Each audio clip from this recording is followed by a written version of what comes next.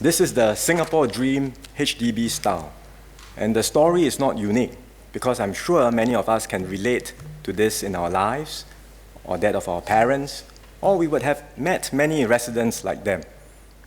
While we have achieved tremendous success with home ownership, I recognize that Singaporeans are still concerned about the future. It's reflected in the speeches of many members during the budget debate, and I've also met many parents who are worried about their children's future, as well as young Singaporeans who ask me whether they can look forward to a better life than their parents had. I understand these concerns, and they are not unique to Singapore. They are felt everywhere around the world. Enabling home ownership is a major challenge in cities everywhere. Young people struggle with high living expenses and home prices. For example, I read a recent report of the situation in the UK. In 1998, it took an average worker about 3 years to afford the down payment to buy a home in the UK. Today, it takes 20 years. From 3 to 20 today. As a result, many young people in the UK have no chance of buying property. Our situation in Singapore is very different from the UK and other countries. And this didn't happen by chance.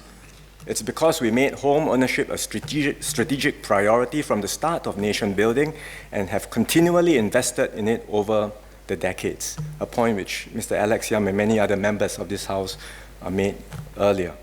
That's why couples are today assured of a quality home at an affordable price even before they get married. It's something that no other country in the world can offer. And we are committed to keeping this Singapore dream alive, to help couples secure their flats more quickly, start their families, sink roots into the community, and have a concrete stake in our nation. As Mr. Gan Thiam Poh highlighted just now, first-timer married couples with or expecting a child already enjoy priority under the Parenthood Priority Scheme. As with many other first-timer families, mature estates and larger flat types are popular with such applicants. But I would encourage them to apply in the non-mature estates, where 9 in 10 applicants of BTO flats are successful. In fact, if you are a first-timer applying for a BTO flat in non-mature estates, you can book one within the year, unless you insist on choosing a specific town or location.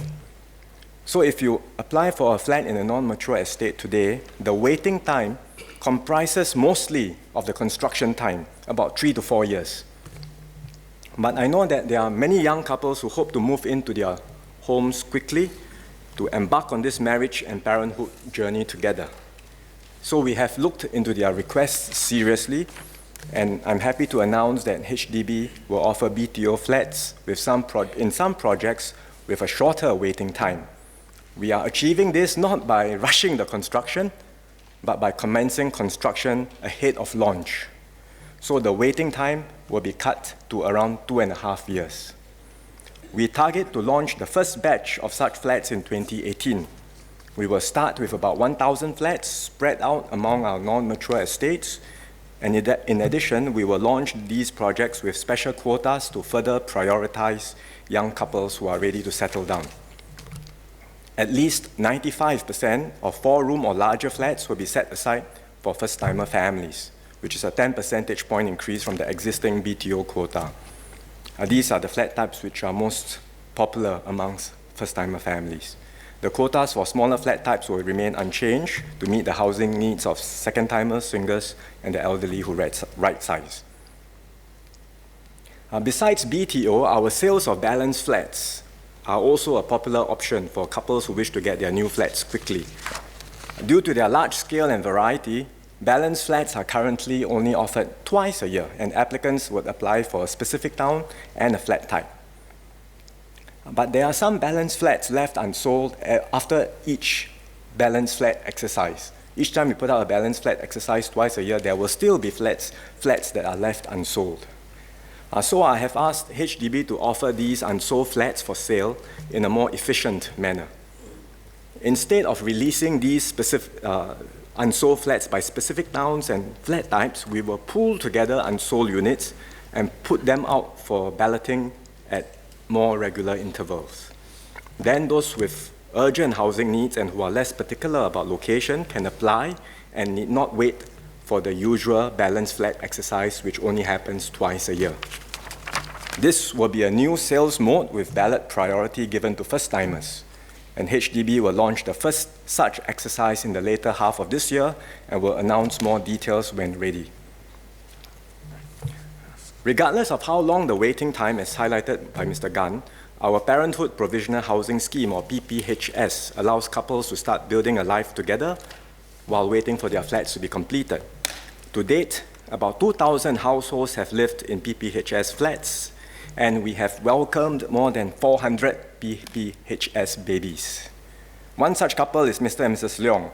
They booked a BTO flat in 2013, and then while waiting, they moved into a PPHS flat in Dover Road with their 3-month-old daughter. While they were there, they welcomed the arrival of not just one, but 2 other daughters while staying in the PPHS flat. Their new 4-room flat in Kiat Hong is now ready, and the family of 5 will be moving in soon. So I think Ms. Josephine Teo and the MPTD office will be very happy with what we are doing. We know that every dollar counts for a young family just starting out. That is why HDB rents out PPHS flats at subsidized rates. And I think Mr. Darrell David and several MPs members have asked whether we can lower the rents even more. We have studied this very carefully, and to help families further, we have decided to lower PPHS rents by $200 to $400 per month, depending on flat type and location. So the example of a 3-room flat in Jurong with the new rents will be $600, and in Commonwealth will be $700. And in fact, effectively, the new rentals will be about or less than half of market rentals. And couples taking up this option can save more than $1,000 a month by renting a PPHS flat instead of a flat in the open market. This will give young couples more affordable options to start their lives together while waiting for their new flats to be completed. Mr. Gan and Ms. Tin Pei Ling also suggested making available PPHS flats to couples who are still applying for the BTO flats, meaning to say the flats have not been booked yet, but they are still in the process of applying. We can study this, but let's remember that PPHS rentals are highly subsidized, so I think it's fair that we set clear timelines for the couples to stay in PPHS. So the best way to assure this is when they have already booked a flat.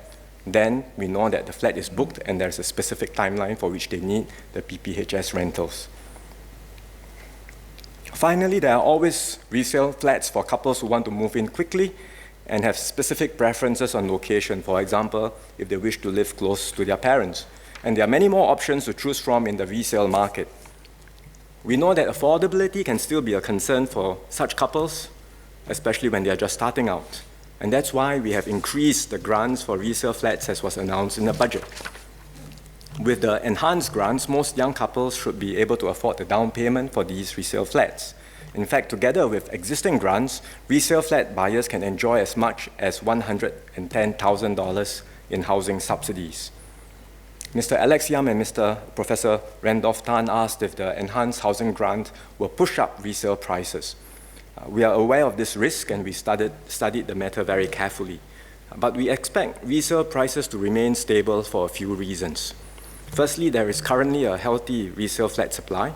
A good number of owners will be selling their existing flats when they move into their newly completed homes, so the additional supply will help to soak up the increase in demand. Moreover, sellers will need to be realistic in pricing their flats, because home buyers always have the option to buy a new flat from HDB. So that puts some reality check on the prices that sellers will be able to set. The resale price is also linked to the overall state of the property market. And here, Engineer Dr. Lee Biwa suggested removing the ABSD for Singaporeans. I think several other members have mentioned this on previous occasions as well. I note the suggestions. The property measures have helped to achieve a soft landing in prices. Today, housing demand remains firm given the current interest rate environment and income growth. So we will continue to monitor this carefully to maintain a stable and sustainable property market. Mr. Yee Chia Singh at the budget debate had suggested reviewing the concept of ownership of residential properties, such that if a residential property is held by a corporate entity or a special purpose vehicle, and the shares of the company are transferred from seller to buyer, the normal residential stamp duties should apply. The government has been studying this issue. In principle, we should treat transactions in residential property on the same basis, regardless of whether a property is transferred directly or through a transfer of shares in a company whose primary business is in residential property in Singapore. So we plan to make legislative changes to effect this. The aim or the intent is not to impact the ordinary buying and selling of shares in such companies where they are listed on the stock market by retail investors.